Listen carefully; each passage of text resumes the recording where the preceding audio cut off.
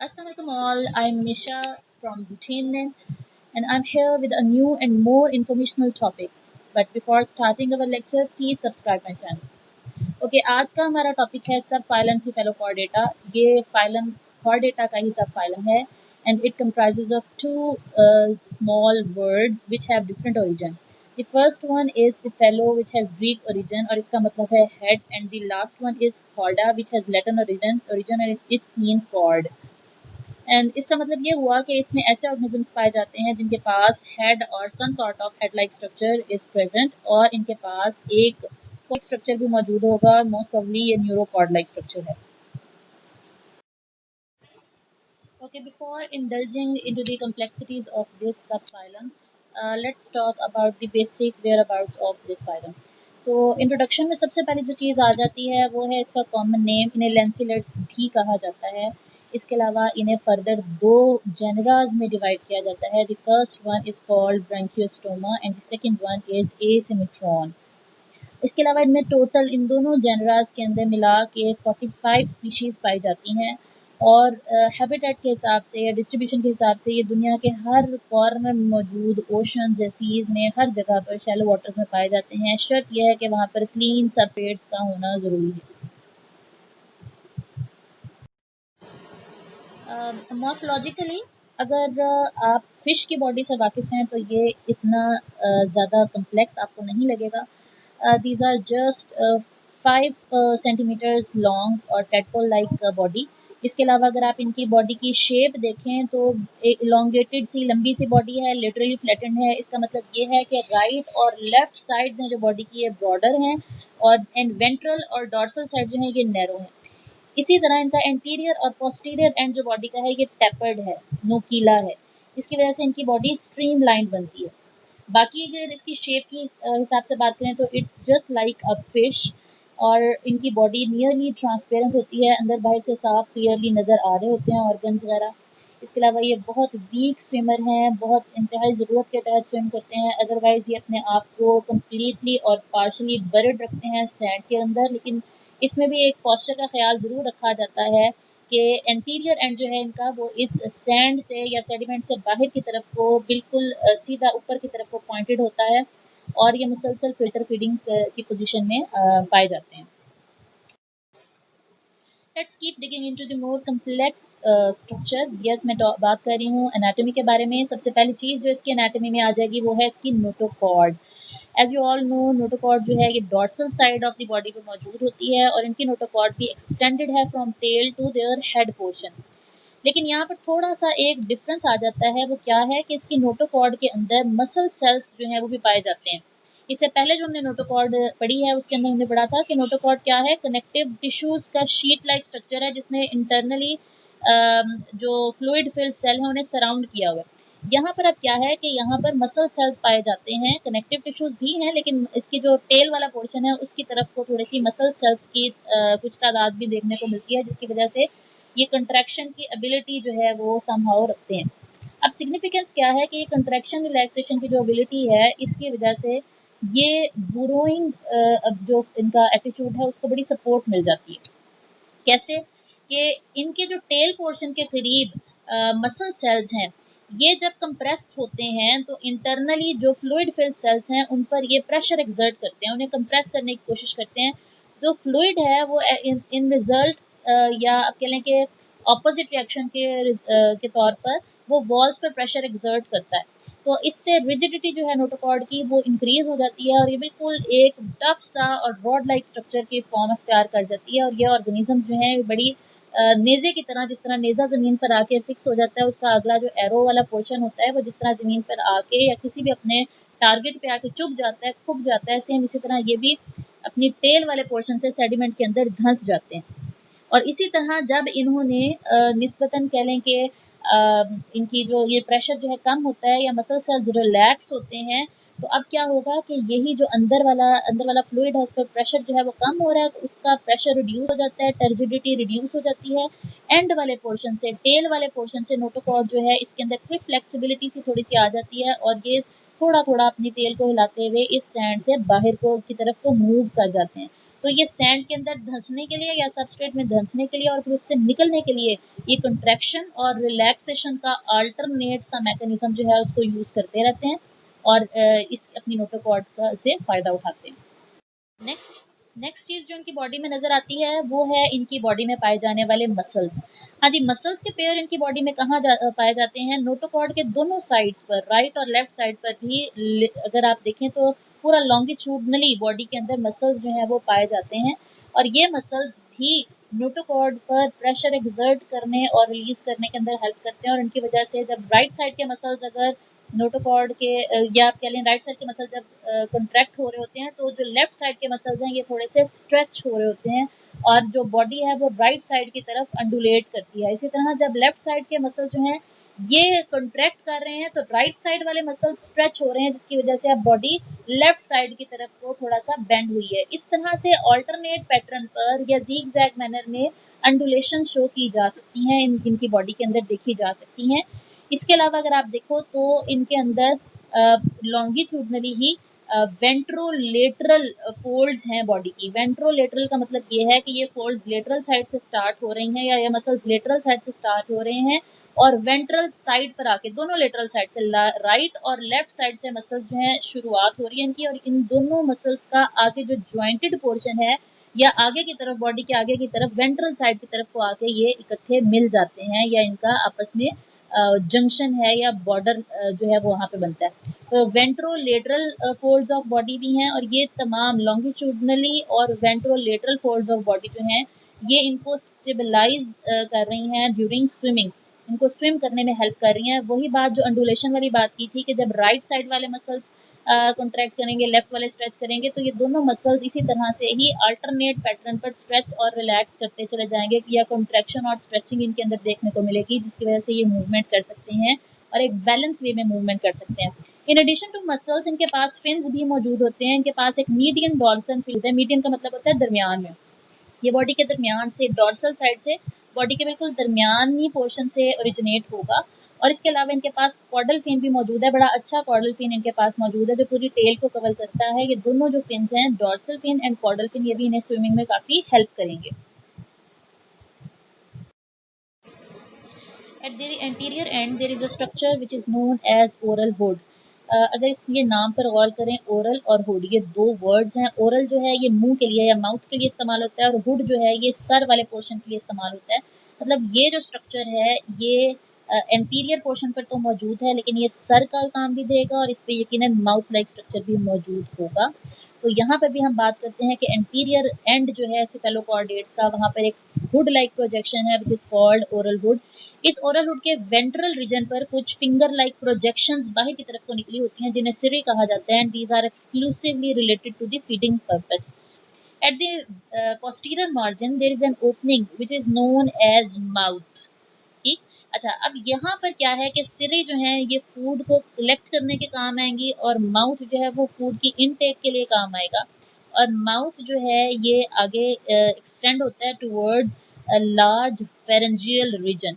तो यहाँ पर भी ओरल हेड से ओरल हुड जो है यहाँ से सिराई फूड को या सिरी जो है ये फूड को कलेक्ट करेंगे, इसको माउथ पे पहुंचाएंगे और माउथ इस फूड को इंगल्फ करके पैरेंक्स तक लेके जाएगा।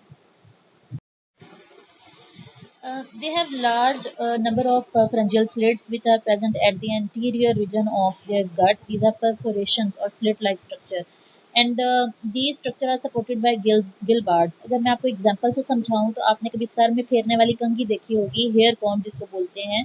आप देखते हो उसके दरमियान में आपको प्लास्टिक के या जो भी जिस भी मटेरियल की वो कंघी बनी हुई है उसके दाने नजर आते हैं और उनके दरमियान में थोड़ा थोड़ा सा गैप होता है। यू मे कंसीडर कि ये जो गैप्स हैं इनको आप फेरेंजियल स्लिट्स कह सकते हो और ये जो ठोस उसके अंदर दंदाने हैं इनको आप गिल बार्स कंसीडर कर सकते हो। जस्ट लाइक दैट इनकी फेरेंजियल स्लिट्स का भी स्ट्रक्चर ऐसा ही होता है। फर्दर मैं आपको इसकी डायग्राम भी अभी दिखा दूंगी। नेक्स्ट जो स्ट्रक्चर इसके अंदर आपको नजर आता है वो है एट्रियम का स्ट्रक्चर। आप वेल अवेयर हो एट्रियम के नाम से। Atrium is the cavity which surround the pharynx. अब होता यह है कि इसकी फेरेंक्स को तीन तरफ से दोनों लेटरल साइड से सराउंड किया होता है बॉडी फोल्ड्स ने और ये बॉडी फोल्ड्स दरमियान से एम्प्टी हैं और ये आगे की तरफ वेंट्रल साइड पर आके मिलती हैं। तो एक चैम्बर सा कह लें क्रिएट हो जाता है फेरेंक्स के दोनों राइट और लेफ्ट साइड पर और उसकी वेंट्रल साइड ऑफ बॉडी पे भी। इस जो खाली कैविटी है इसको आप एट्रियम कह सकते हैं। और अगर आप इसको मोर साइंटिफिकली आप बताएं तो यहाँ पे मैंने आपको लाइन कोड कर दी है कि large fold of the body wall extend ventrally along the pharynx and fuse at the ventral mid line of the body creating the atrium. अच्छा, इसके अलावा अगर देखा जाए तो ये जो चैम्बर है ये इनको प्रोटेक्ट करता है क्योंकि ये सेडिमेंट्स के ऊपर अपने आप को अटैच रखते हैं और फिल्टर फीडिंग करते हैं। तो ड्यूरिंग फिल्टर फीडिंग इनके अंदर जो सेडिमेंट्री पार्ट्स हैं वो भी अंदर बॉडी के अंदर एंटर हो सकते हैं, जिसमें सैंड मड वगैरह आ जाती है या इस तरह के और कुछ चीज़ें जो एज अ फूड इस्तेमाल नहीं हो सकती। तो ये जो एट्रियम है ये बड़ा अच्छा काम करती है, ये इनको प्रोटेक्ट करती है ऐसे सेडिमेंट्स से। किस तरह से कि इसके एंड पर एक पोर लाइक स्ट्रक्चर होता है जिसे एट्रियोपोर कहते हैं। और ये बॉडी के वेंट्रल साइड से ही एक पोर लाइक स्ट्रक्चर है और ये ओपनिंग है जिसके जिसके ज़रिए जितना भी पानी अंदर फिल्टर फीडिंग के लिए जो बॉडी के अंदर एंटर हो रहा है उसमें से फूड को ट्रैप करके निकाल लिया जाता है, जैसा कि प्रिंसिपल आप पहले पढ़ चुके हो सारा। और जो एक्स्ट्रा वाटर होता है वो इस एट्रियम के अंदर एंटर हो जाता है और इस एट्रियम से फिर एट्रियोपोर के जरिए बाहर चला जाता है। इस पानी के साथ साथ बॉडी का वेस्ट और ये जो डर्ट पार्टिकल्स वगैरह होते हैं ये भी बाहर निकल जाते हैं। तो इस तरह से एट्रियम इनकी बॉडी को क्लीन करने में भी एक तरह से हेल्प करती है। This is a very clear diagram of cephalochordate. अगर देखें तो इसके दोनों and anterior and posterior and देख लेंगे टैपर्ड हैं। इसके अलावा इसकी बॉडी फिश की तरह ही लेटरल साइड ब्रॉड है। आपकी तरफ जो साइड आपको नजर आ रही है this is the left side और जो ऑपोजिट एंड पर साइड होगी वो राइट साइड होगी। अच्छा, इसके अलावा अगर आप इनकी बॉडी में देखें आपको रेड कलर से नोटोकॉर्ड का स्ट्रक्चर नजर आ रहा है और इसके नोटोकॉर्ड के बिल्कुल पीछे की तरफ को आपको नर्व कॉर्ड का स्ट्रक्चर भी नजर आ रहा है ब्लू कलर का, ये हम आगे पढ़ेंगे। नोटोकॉर्ड इनकी टेल से इनकी हेड वाले पोर्शन तक मौजूद है। फिर एंटीरियर पोर्शन में आपको ओरल हुड का स्ट्रक्चर भी नजर आ रहा है जहां पर फिंगर लाइक एक्सटेंशंस नजर आ रही हैं जिन्हें सिरी कहा जाता है। गिल बार्स का स्ट्रक्चर बड़ा क्लियर है, आप देखें बिल्कुल ऐसे ही लग रहा है जैसे मैंने आपको बताया था हेयर कॉम लाइक स्ट्रक्चर। इसके अलावा आगे इसका गट और नेक्स्ट पोर्शन जो हम नजर आएंगे। एट्रियोपोर का स्ट्रक्चर देख लीजिए, ये एट्रियम के एंड पर एक ओपनिंग सी है जो नजर आ रही है, यहाँ से एक्स्ट्रा वाटर जो है बॉडी के बाहर निकलेगा। जी, let's talk about their physiology in more detail. Physiology को मेंटेनेंस फंक्शन भी कहते हैं। जो पहला फंक्शन हमने इनकी बॉडी का देखना है वो है फीडिंग। ये किस तरह से फीडिंग करते हैं, दीज आर फिल्टर फीडर्स। और फिल्टर फीडिंग करने के लिए सबसे पहले तो इनकी बॉडी की जो पोजीशन या पोस्चर होता है बड़ा इंपॉर्टेंट है। ये अपनी बॉडी को धंसा के रखते हैं सैंड सेडिमेंट्स के अंदर और इस तरह से धंसाते हैं कि इनका जो एंटीरियर पोर्शन है वो अपवर्ड पॉइंटेड होता है, इनका मुंह खुला होता है और जो सीलियां हैं इनके गिल बार्स के अंदर उनकी स्वीप करने की वजह से, उनकी मूवमेंट की वजह से वाटर जो है वो अंदर की तरफ को मूव करता हुआ इनके माउथ की तरफ को मूव करता आता है, जिसके साथ फूड पार्टिकल्स भी माउथ के अंदर एंटर होते हैं। अब ये जो फूड पार्टिकल्स हैं ये तो ट्रैप हो जाते हैं इन फेरेंजियल स्लिट्स पर पाए जाने वाले सीलियाज के अंदर और जो एक्स्ट्रा वाटर है ये सारे का सारा एट्रियम में एंटर हो जाता है और एट्रियम से फर्दर फिर एट्रियोपोर जो कि सुराख है एट्रियम के एंड पर उसके जरिए बॉडी से बाहर निकल जाता है। अब फूड एंटर किस तरह से होता है कि इनिशियली जब फूड बॉडी के अंदर एंटर होने लगता है तो उसको एग्जामिन किया जाता है सिरी के जरिए। सिरी ये देखते हैं कि क्या फूड का पार्टिकल अप्रोप्रिएट है माउथ में जाने के लिए या नहीं। लार्जर पार्टिकल्स जो होते हैं वो जो सिरी के ऊपर छोटे छोटे सीरियाज भी मौजूद होते हैं उनके अंदर ट्रैप हो जाते हैं, क्यूमुलेट हो जाते हैं और सिरे फिर कंट्रैक्ट होकर, मतलब जिस तरह से आप अपने हाथ में किसी चीज़ को परे फेंक देते हो इसी तरह सिरे भी अपनी कंट्रैक्शन की वजह से इन्हें बॉडी से अवे मूव कर देते हैं। और जो बॉडी के साइज के हिसाब से फिट पार्टिकल्स होते हैं उन्हें माउथ की तरफ को मूव करवा दिया जाता है थ्रू सीलियाज। मतलब सीलियाज पूरे जो पोर्शन है ओरल हुड का उस पर मौजूद होते हैं, तो आगे से आगे ये फूड पार्टिकल्स को ट्रांसफर किया जाता है और अल्टीमेटली माउथ के अंदर ही एंटर हो जाते हैं और माउथ से फिर ये फेरेंजियल स्लिट्स तक फूड पार्टिकल एंटर हो जाते हैं, जहाँ पर गिल बार्स के अंदर पाए जाने वाले सीलियाज इन फूड पार्टिकल्स को अपने अंदर ट्रैप कर लेते हैं और वाटर को फिर एट्रियम के अंदर बाहर गिरा दिया जाता है, एट्रियम के अंदर और फिर एट्रियोपोर के जरिए बाहर गिरा दिया जाता है।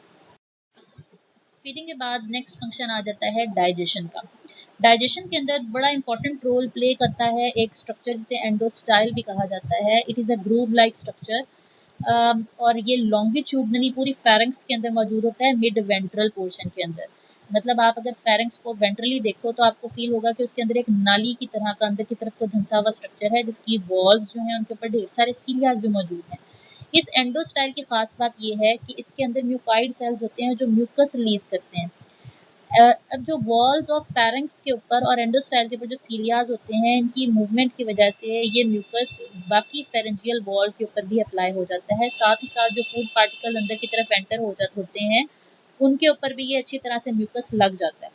अब जो सीलिया है, इनकी मूवमेंट की वजह से फूड पार्टिकल्स भी रोटेट करते हैं फेरेंक्स की वॉल के अंदर, और साथ ही साथ कह लें कि म्यूकस भी इन्हीं सीलियाज की मूवमेंट की वजह से पूरी वॉल्स के ऊपर अच्छी तरह से लग जाता है या लेप हो जाता है।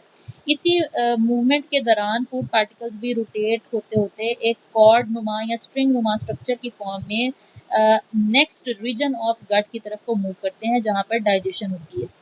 डाइजेशन एक्स्ट्रा सेलुलर और इंट्रा सेलुलर दोनों तरीकों से होती है।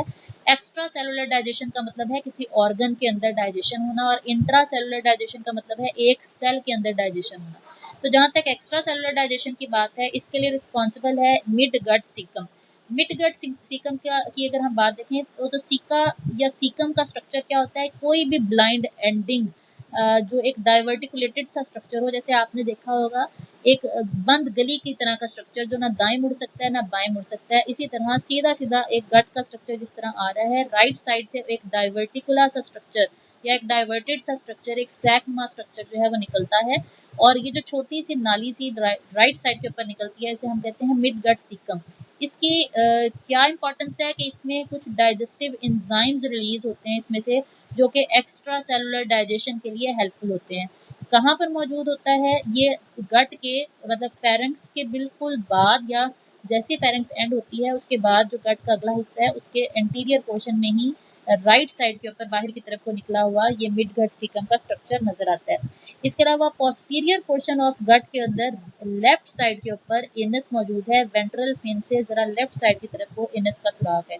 राइट साइड की तरफ मिड गट सीकम है और लेफ्ट साइड की तरफ थोड़ा सा नीचे आके एनस का सुराख है, जहां से जो अनडाइजेस्टेड वेस्ट होता है या जो डेफिकेटिव मटेरियल होता है वो बॉडी के बाहर निकलता है।